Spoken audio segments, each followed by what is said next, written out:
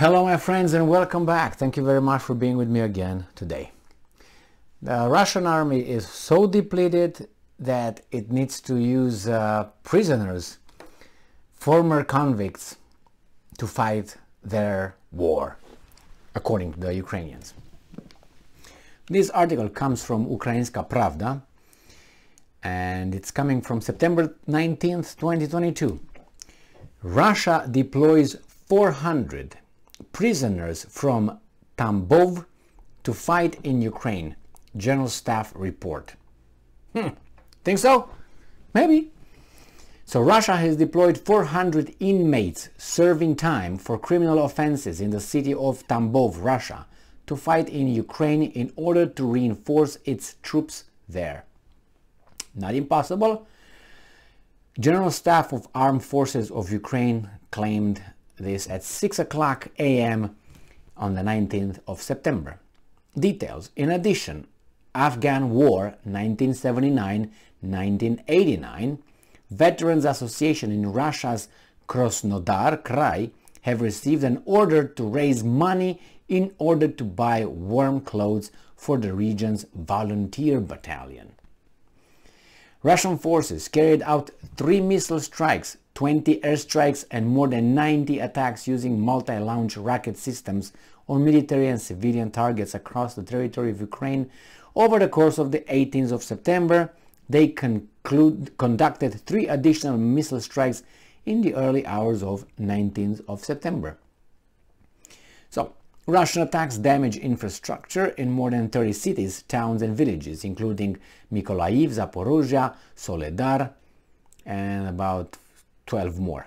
There are no significant changes in the Volyn and Polisia fronts, on the fronts that Russia continued to fire on military and civilian targets using tank guns, mortars and various types of artillery.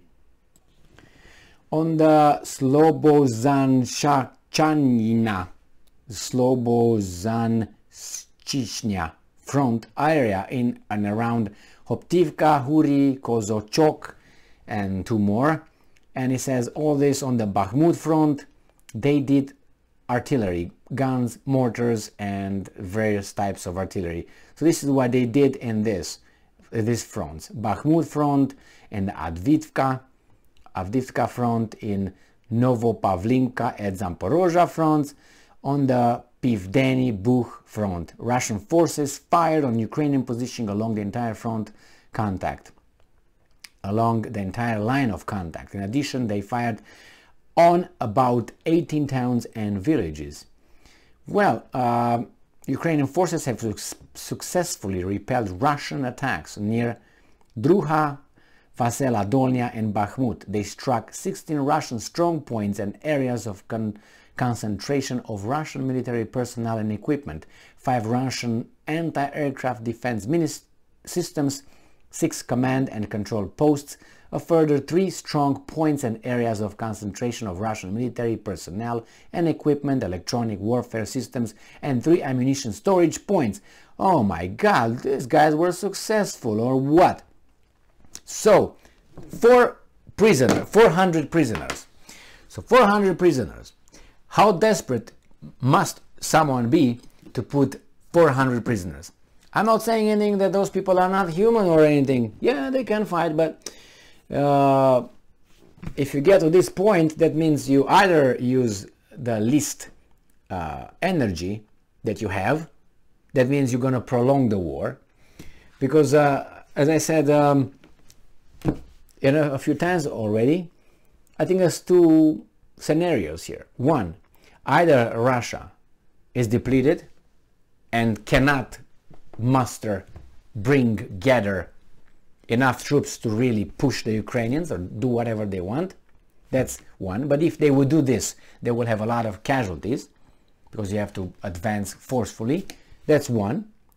So they either don't have all that to do it, and that's why they're just shelling one another, or they have it, but they don't want to cause more unrest in their country by casualties. So then they keep everybody and they fight with whomever they want to fight, you know, the this and that.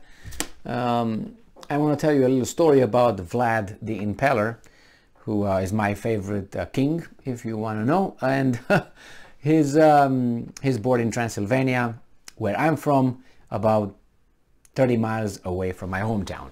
So this guy, Vlad, he when he got in power, he was looking at his country, his kingdom, and he said, you know what I'm going to do? I'm going to make this country rich, and you know, I'm going to make people work hard, and so on. Be fair, justice. He was a just man. And then there were a lot of beggars and a lot of you know, people that were not working, and a lot of, you know, people that were just, you know, outlaws. So he said, you know what, guys, I'm for you. I'm your king.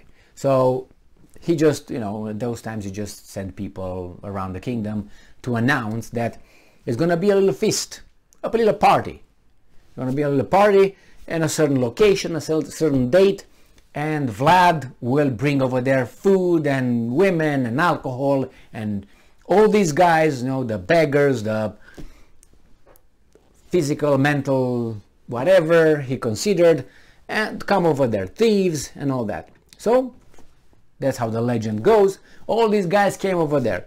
So he put them in some, you know, environment, in some halls and all these things, and built for that party, wooden barracks or whatever. They were eating, they were drinking, they were whatever they did. And then Vlad said, hey, thank you very much for coming, enjoy, see you tomorrow. He got out, closed the doors of the hangars, and his soldiers set everything on fire. Obviously, with the people inside, right? So that's how he got rid of those kind of groups in the society. Now, going back at this thing, Russians are looking at homeless people, they look at convicts. Sounds a little bit like a little parallel here. So they don't look at, I don't know, I want to say creme de la creme of the society. They look at the lower strata of the society to go and do whatever. And he's hitting 2 points. One, getting rid of these groups, deplete them, or at least deplete them. And the second one is, these guys will shoot. So we'll do something. There will be some people over there. That's it. I don't think that's the case, but is not taking these people, you know, forcefully. Like Vlad did not say, hey guys, come over here, you come with me. No, come on, let's go, I'm gonna have some fun. So for these guys, for instance, convicts or prisoners, how they call them, they were just, promised 100% that they will be pardoned and all that. So they have, you know, it's a deal, not that they grab them from the cells, prison cells, and got them over there. And then you give them weapons. What do you think is gonna do with the weapon? Right? I want to go home. So, thank you very much for being with me again today. Stay strong, stay smart, look for the truth, and be just.